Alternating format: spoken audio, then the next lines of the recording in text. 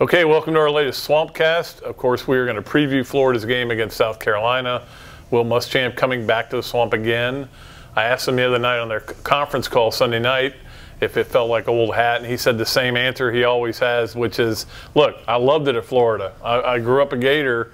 It just didn't work out. I didn't win enough games, which is the basic problem. And at South Carolina, he can win 8 games and people are happy. The interesting thing, yeah, very happy. The interesting thing for them is that they have a chance to go to 3 straight bowl games if they win Saturday, and they're going to go because they've scheduled Akron at the end of the year, which was a hurricane game, and I think they have Chattanooga next week. So they're going to do a bowl game for 3 straight years, and people are ecstatic with that. Yeah, they're happy, and the program is definitely heading in the right direction, Pat. And at Florida, his offense was terrible, but he's kind of let the offensive coordinator take over up there, and they're moving the ball up and down the field. Well, he said it at media days. This is what I wrote for Saturday's paper. He said at media days, look, I'm good at special teams and I'm good at defense. I'm letting the offense be somebody else to do it. And he did let them do it here. The problem was he got in the way of it. He interfered with it. If he had not, maybe he'd be here still. Who knows? Well, and you think about it, everybody goes, well, Florida's had a quarterback drought. It's not his fault. Jeff Driscoll is in the NFL. Jacoby Brissett in the NFL. Will Greer will be in the NFL. He signed all those guys, plus he probably would have gotten Lamar Jackson. I saw a great quote from him, and this is in my column too. I'm giving the whole column away. Don't do that. Well, nobody will buy the paper. Yeah, well, I don't care.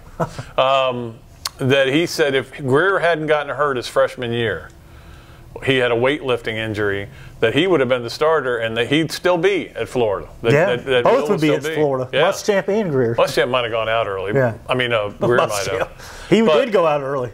But look, they're coming in here with a better offense. They're on a roll offensively. They scored 48 last week, 18 in the second half against Tennessee. But again, Tennessee's defense, Arkansas's Ole Miss's defense, not exactly stellar. Well, neither is Florida's. But right now, Florida's isn't stellar either. So it's not a good combination. It's not a great matchup because they can throw the ball so well. They've got 3 receivers that have more catches, more receiving yards than Florida's leading receiver. Yeah.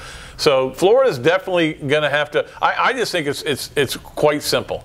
You better change your attitudes.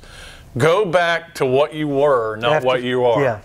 After Kentucky. The thing is, Pat, you look at the way Florida played the last 2 games, offense, defense, special teams, looks just like last year. Yeah. They've gone back to they're like last year. If they don't change, they're going to win 1 more game this year, go 7-5, and everybody's going to be unhappy. And we're going to get stuck in the Gator Bowl. Yeah. Nothing against Jacksonville or Rick Catlett. But we've been there once. And it's not an exotic trip for us exactly. So, but yeah, that's the way it is. But look, this team played with an edge, played with a sense of desperation, and they were really good. We do know now that there's no quarterback controversy anymore. No. With Kyle Trask going out, broken foot. And that certainly is a shame because I think he would have had a chance to play some, maybe start, we don't know. But the bottom line is the fact that they were practicing a trick play when he got hurt tells me a little bit that he was going to be the guy, but who knows whether he was or not. So let's see what Felipe does. All right, nobody's coming in for you. They're not going to bring Emory Jones in to play a bunch. They may bring him in here and there. I still think they don't want to. They still want to redshirt him, but they may have no choice now. But he can play in 2 more games, so maybe this would be one to put him in. And then but then here's the problem. What do you do with Idaho? Yeah, I know. Because you know you want to either play him against FSU or the bowl game, probably the bowl game, and give him a lot of practices. So it's quite a dilemma because they don't have any quarterbacks. And that's a problem, but it's up to Felipe to go back to what he was doing earlier, which was nothing great, but it wasn't bad. No, he was taking what Mullen gave him and executing it. Now they're not executing. And that offensive line's got to play better. I mean, he was getting hit on a lot of those throws. He was. And that's part of the problem. The thing about, I was talking to somebody who knows a little bit about something about quarterback today. I'm not going to give any names, but he said the problem that he sees with, he watched the film. He said the problem I see with Felipe Franks is there's just a little hitch where he's ready to throw and he kind of hops before he throws, and as a result gets hit. That's an easier way to make pressure. You've got to, and we've talked about it all year, Robbie, late on deep throws down the field. Yeah. You've got to let it go and get it out there, and he's going to have to be be better at that. That's something you got to keep working on. Like Mullen said, at some point, even though you know you're going to get hit, you've got to step in there and make the throw. And he hadn't been able to do that. He had guys open. We saw the rush, and he didn't deliver it. So, no, it's something that's got to change, and it's going to take time.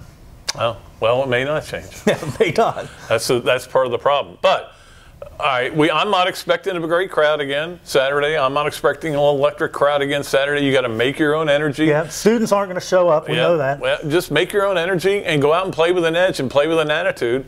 And you're better. I don't know if you're better than South Carolina. You're probably a little better, maybe not, but you're not worse than South Carolina. And just go out, and you're at home, so go out there and play to the Gator standard that they talk about, and then get that win. And now you're still in the mix for a good bowl game, a really good bowl game. Yeah, absolutely. And the amazing thing to me, Pat, is that Florida players said last week after the game that some guys took Missouri lightly, that it was an easy win. Not in this league. They should take Idaho lightly. I know. They're not good enough to take anybody lightly. So we'll see. Next week we'll come back, and obviously after the game we'll give you our Swampcast, and then following week we got to figure out the schedule with Thanksgiving. We'll figure it out. But also next week's our birthdays, so you can send any presents. We're not supposed to mention that at our age. 2700 Southwest. No, I'm just kidding. All right, that's going to do it for our Swampcast. I forgot what we were doing there for a second.